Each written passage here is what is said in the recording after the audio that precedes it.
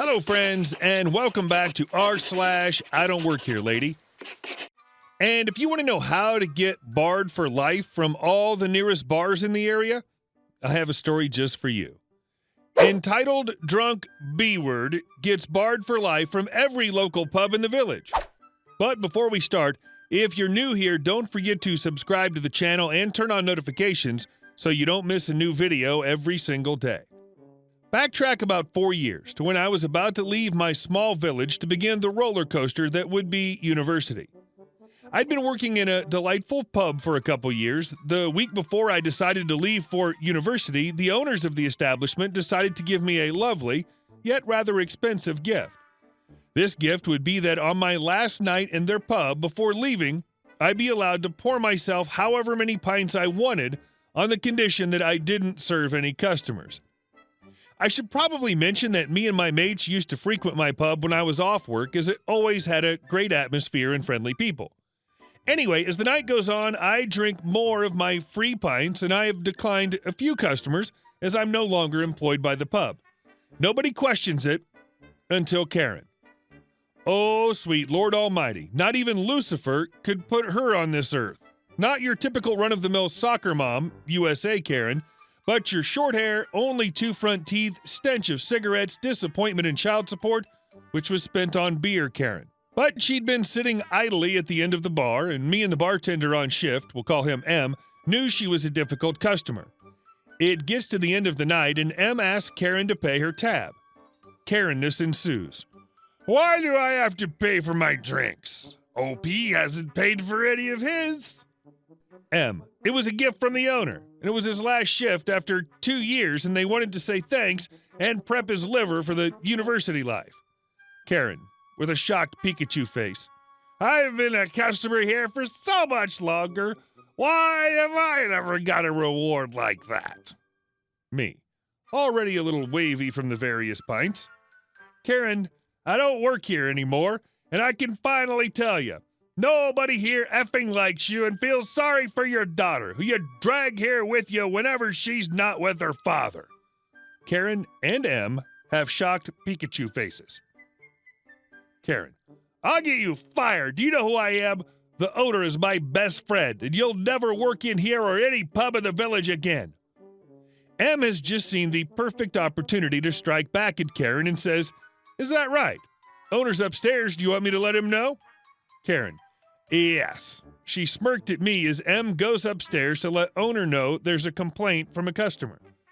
So the owner comes down the stairs, and the first thing he says as he sees Karen at the bar is, oh, for F's sake.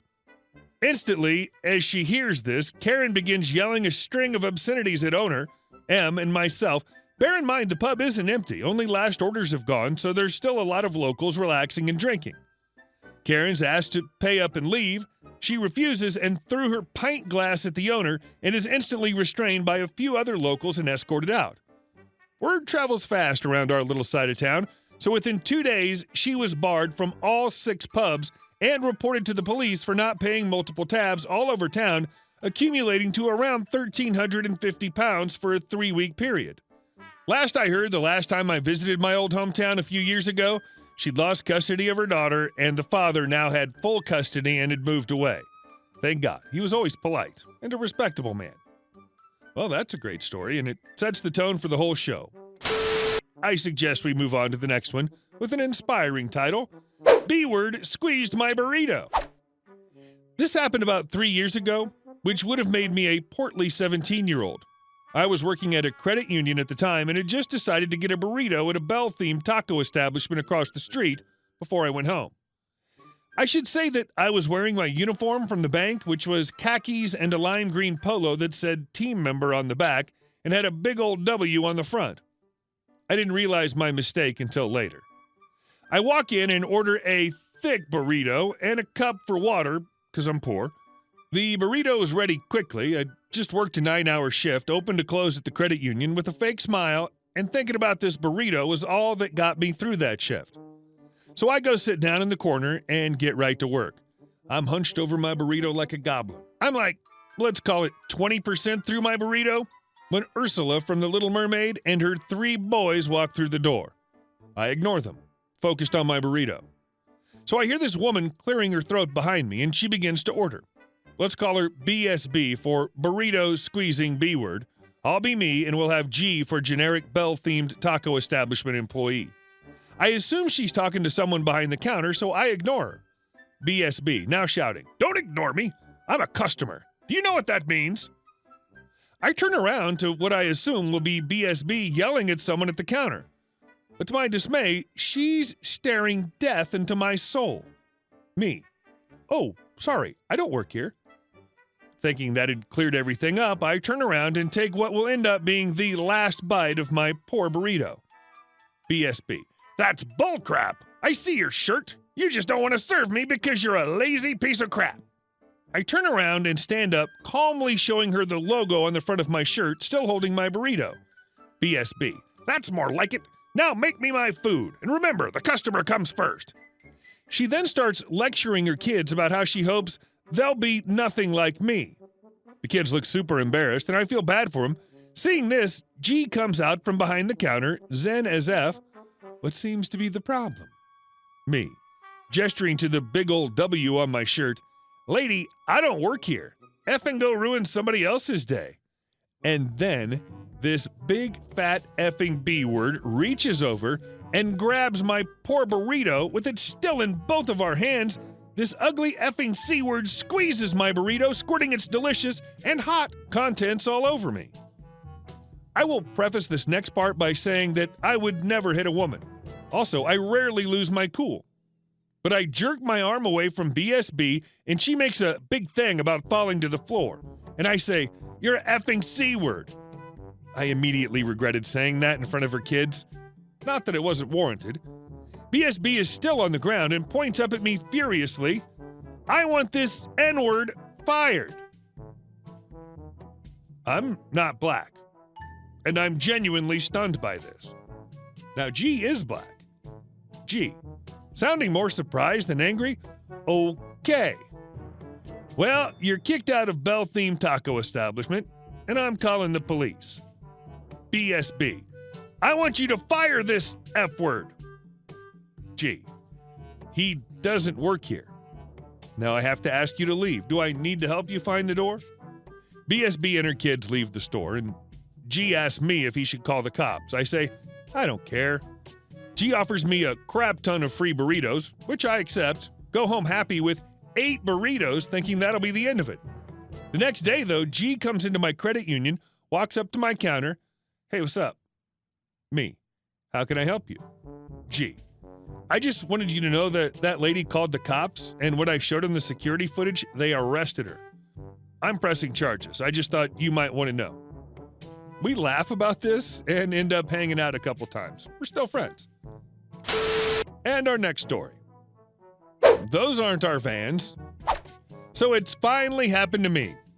For context, I work in my family's carpet shop, which is situated on a road with houses opposite.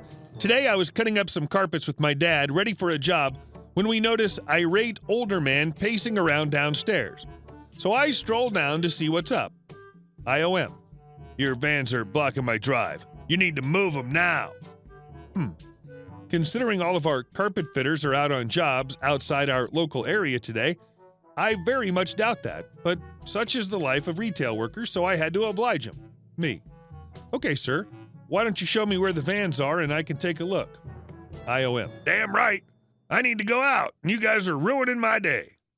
So we walk out front, and he points triumphantly at the offending vans, and straight away I can see they've got a different name on them. Me, "Sorry to say I can't do anything about those vans. They aren't ours."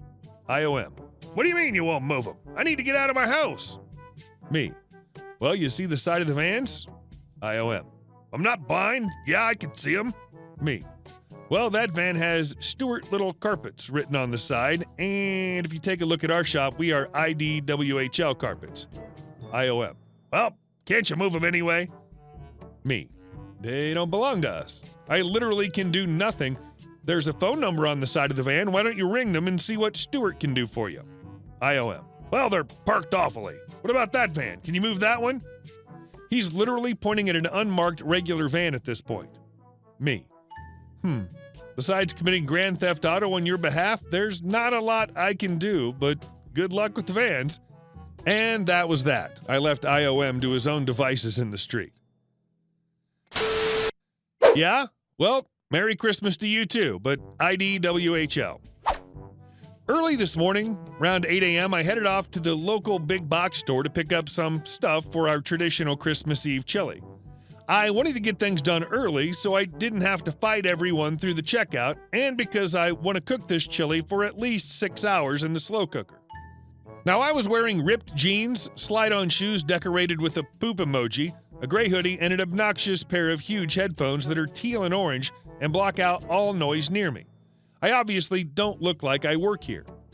On top of that, this is the first holiday season I've had a real 9-to-5 Monday through Friday office job. I haven't had to deal with a customer all season.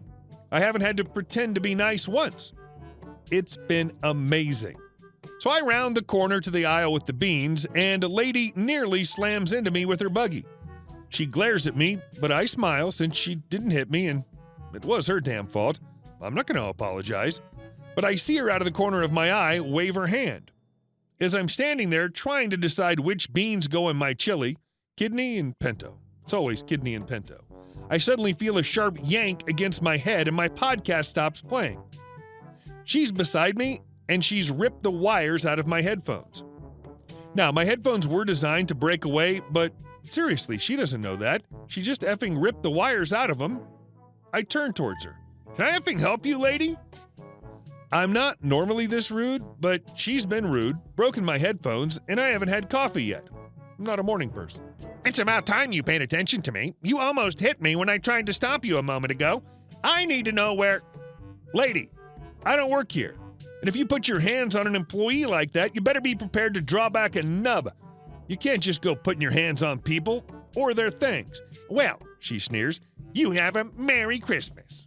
As I snap the wires back in my headphones, I look at her and say, you too, lady. I hope you get exactly what you deserve. Hey guys, thank you all for watching the video to the end, and I'll see you in the next one.